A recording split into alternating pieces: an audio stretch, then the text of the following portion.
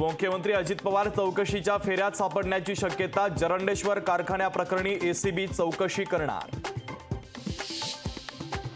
Blood sample बदलण्याप्रकरणी SIT मार्फत चौकशी करून शासनापुढे अहवाल सादर करू। एसआयटीच्या प्रमुख डॉक्टर पल्लवी सापळेंची प्रतिक्रिया। गुन्हेगारी प्रवृत्तीच्या लोकांना बेल देण्याचं काम गृहमंत्री करतायत का? देवेंद्र फडणवीसांनी राजीनामा द्यावा, नाना पटोलेंची मागणी।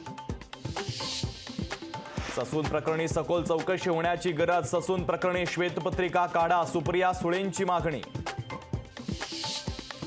अकोल्यामध्ये बियाणांसाठी शेतकरी आक्रमक। उदय टॉकीज परिसरामध्ये शेतकऱ्यांचा रास्ता रोको, तर शेतकऱ्यांना वाऱ्यावर सोडून धनंजय मुंडे परदेशात। प्रशासन एसीमध्ये कूल बियाण्यांसाठी शेतकऱ्यांची दिशाभूल, तर अकोल्यातील बियाणं विक्रीतील गोंधळावरून वडेट्टीवारांचा सरकारवर हल्लाबोल। विरोधक 24 वर्षापासून टीका करतात। शिवीगाळ करणं विरोधकांची मानसिकता। पंतप्रधान नरेंद्र मोदींचा विरोधकांवर हल्लाबोल। कोकण पदवीधरसाठी काँग्रेसकडून उमेदवार जाहीर। काँग्रेसकडून रमेश कीर यांचं नाव जवळपास निश्चित।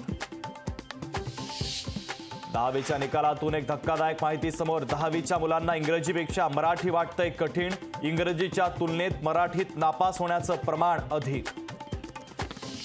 रणजित सिंह हत्या प्रकरणामध्ये राम रहीमची निर्दोष सुटका। राम रहीमसह 5 जणांची निर्दोष मुक्तता।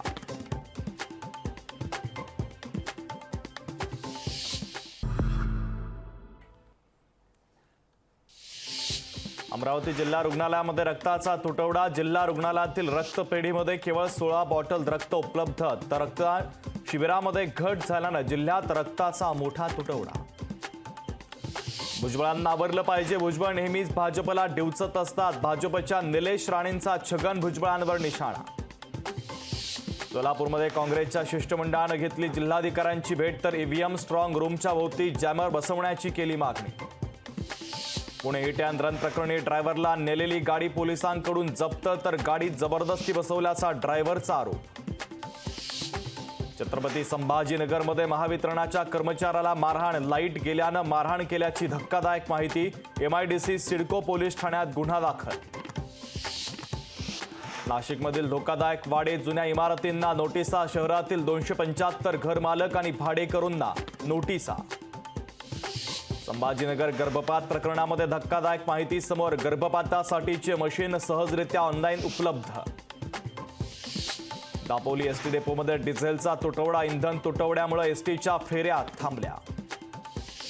चेंबूर आणि मानखुर्दमध्ये उद्या पाणी नाही। पाईपलाईनच्या कामामुळे पाणीपुरवठा बंद राहणार। नागरिकांनी पाणी जपून वापरण्याचं पालिकेचं आवाहन।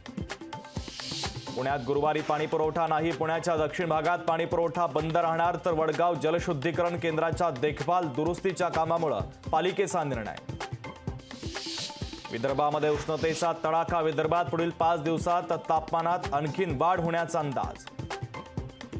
पंढरपूर आणि मंगळवेढा तालुक्यात पावसाचा तडाखा। पावसामुळे शेतीचं अतोनात नुकसान, तर घरावरील आणि शाळेवरील पत्रे उडून नुकसान। मिझोरामच्या ऐझॉल सोन्याच्या दरामध्ये आज पुन्हा एकदा वाढ। चांदी या आठवड्यात 94,000, तर सोनं देखील 72,000च्या आसपास।